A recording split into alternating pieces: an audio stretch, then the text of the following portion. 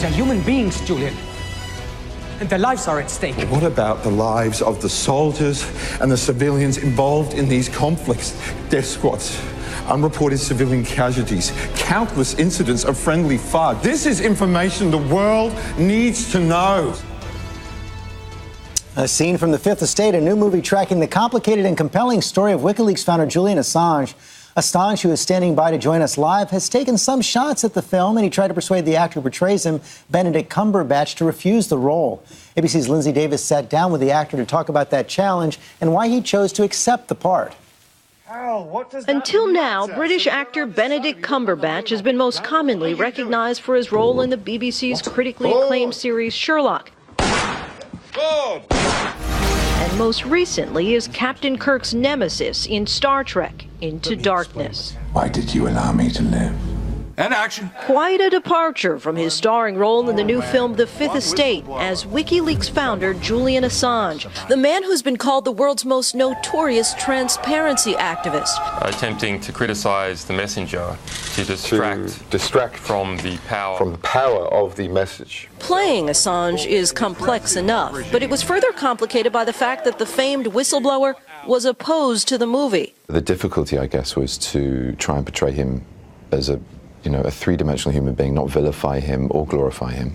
So you reach out to him, trying to get a fix on his character, and I did, and how does Assange respond? Well, he slammed the door pretty politely, but pretty firmly. The door, he describes, was an eloquently crafted email written by Assange to Cumberbatch in which he says, "I believe you are a good person, but I do not believe that this film is a good film. It is going to smother the truthful version of events at a time when the truth is most in demand. By meeting with you, I would validate this wretched film and endorse the talented but debauched performance that the script will force you to give." And I wrote one back with equal force, arguing why I thought this story and his character and at this particular moment in time was needed. WikiLeaks achieved great things all the way up to the 2010 big splash with the Warlocks and cables. I think the film celebrates that. I think it's far more diversive in its viewpoint and perspective than he feared it would be. How do you play a man, though, who refuses to meet you? It's hard. You do have to make leaps of faith. You do have to join dots, and that's where the fictitious element of a dramatization comes about. You've said before that we're all citizens of democracy, but how aware are you of the Snowdens and the issues that surround this debate? Very. I mean, we are living in a time where in order to fight terrorism, we are eroding civil liberties at a rate that's a little alarming, really alarming, in fact. And yet at the same time, we need to save people's lives. I mean, it's very difficult to be completely clear-cut. I think it needs debate. And debate is precisely what he believes the Fifth Estate will provoke. This is information the world needs to know. For this week, Lindsay Davis, ABC News, New York. The Fifth Estate is being distributed by Touchstone Pictures, a division of ABC's parent company, Disney. And with that, let's continue the debate. We turn live to Julian Assange, who joins us from the Ecuadorian Embassy in London. Thank you for joining us again, Mr. Assange. And you heard Benedict Cumberbatch there. He says he tried to neither glorify nor vilify you, and the film celebrates many of what he calls the great things that WikiLeaks has done. Do you accept that? Well, Mr. Cumberbatch wrote me a charming, very polite letter, and with genuine concerns about the nature of the script being used in that film. He's reported to have said to Vogue and to The Guardian that he had fights with the director who wanted to present me as a quote, cartoon baddie. That's Mr. Cumberbatch's words. I don't want to put words into his additional words into his mouth, but of course he is under a contract and is limited to what he can say in the film. I do know that he tried to ameliorate some of the worst elements of the script, but unfortunately with limited success. What's your biggest complaint? I'm pleased he tried. What's your biggest complaint with the film?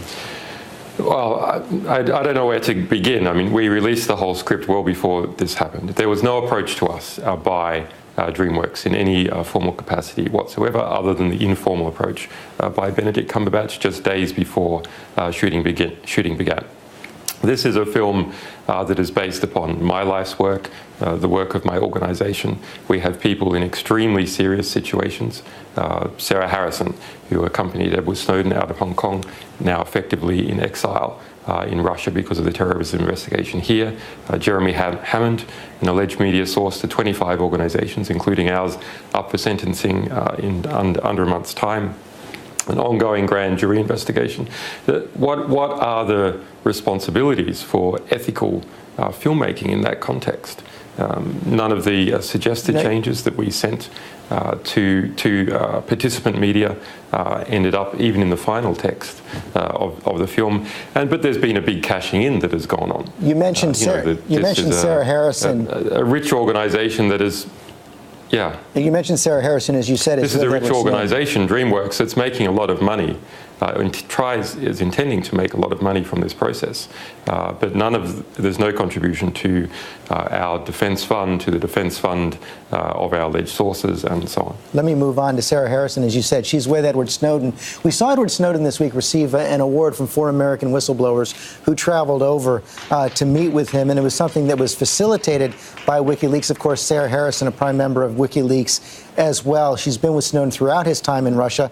What can you tell us about how Edward Snowden is doing right now? What's next for him and for Sarah Harrison?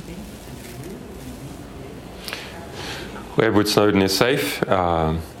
We, through a lot of work, in particularly by Sarah Harrison, managed to gain him asylum in Russia after our attempts to gain him asylum in South America were thwarted in a very bizarre manner by the State Department by denying, by cancelling his passport while he was in Moscow.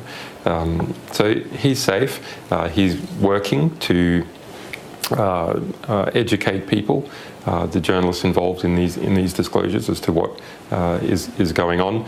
He very rightly received that award from former NSA, CIA, FBI, and DOJ whistleblowers, an award for integrity. It's a serious matter. It's a threat to US democracy and to democracy more broadly in the West, to have a surveillance apparatus on every single person that would have been the dream of East Germany. Yet at the same time, those revelations from Edward Snowden came under strong attack this week from the head of Britain's domestic intelligence agency, M15, Andrew Parker, who called the leaks a gift to the terrorists. NSA Chief Keith Alexander said this week that people will die because of the leaks. Your response? Well, we've seen this for 50 years. Every time the press embarrasses the security establishment, shows that they've been acting unlawfully, acting against what they have said to Congress or to the media, they trot out this old canard that some speculative harm sometime in the future might happen, when we're discussing harm that is happening right now as a result of these abusive programs. The budget procedure you mentioned just recently, well, interesting side effect of that, the National Security Agency has used the debate in Congress to cancel even its own internal investigation. But the people on the review panel are unremunerated. It's quite interesting to see how Clapper or Obama says, yes, we need to have a debate, we need to have investigation, everything must be under democratic control. But at the first instance that they can, as soon as there's a distraction, they try and subvert their promises to the public. And what's next for you, Mr. Assange? Any chance you're going to leave that embassy anytime soon? Well, I would leave this embassy. You know, it's a bit of a prison in some way, but I have good people here. But where would I go to? You know, I would end up in the outside world, where you are. But what is happening to the outside world? That's a much bigger consideration. It's a bigger consideration for me and my staff and the 12 different legal actions we have going in different countries. But it's a consideration for everyone. What type of place is Western democracy going to be? Is it going to be a place with a collapsing rule of law, with mass surveillance of entire populations, all the practical elements of a totalitarian regime? We don't yet have a totalitarian regime, but we have all the getting pretty close in the practical elements. Is that going to cross over into something else? That would be a hard place for an investigative organisation like WikiLeaks to work in. It is a hard place for Glenn Greenwald. He's now in effective exile in Brazil. Laura Poitras in effective exile in Germany. Sarah Harrison, a UK citizen, in effective exile in Russia. Edward Snowden in asylum in Russia. Me, asylum here.